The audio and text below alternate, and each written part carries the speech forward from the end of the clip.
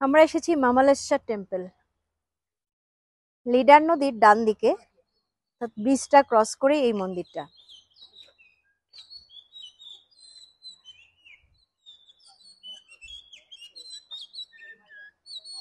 (1128) থেকে 1155 সালে এই মন্দিরটি স্থাপিত হয়। এই যে এখানে হিস্ট্রি সব আছে মামাল টেম্পলে।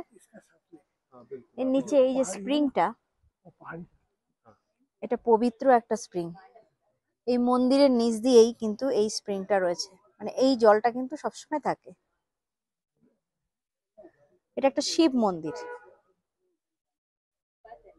আমরা ঢুকবো ভেতরে। মামালেশ্বর টেম্পল, চলুন দেখাই।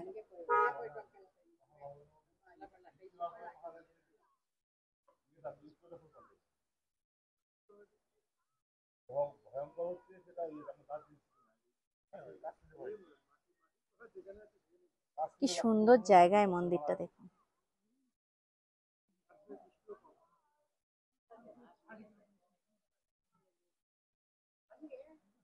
এখানে একটা কথা বলে রাখি, এখানে কিন্তু আপনাদের লোকাল ট্যাক্সি নেওয়ার দরকার নেই। আপনারা যেই গাড়ি করে আসবেন সেই গাড়ি করেই এখানে আসা যাবে। প্রথমে ড্রাইভাররা না করবে, আপনারা বলবেন যে এখানে আসা যায়,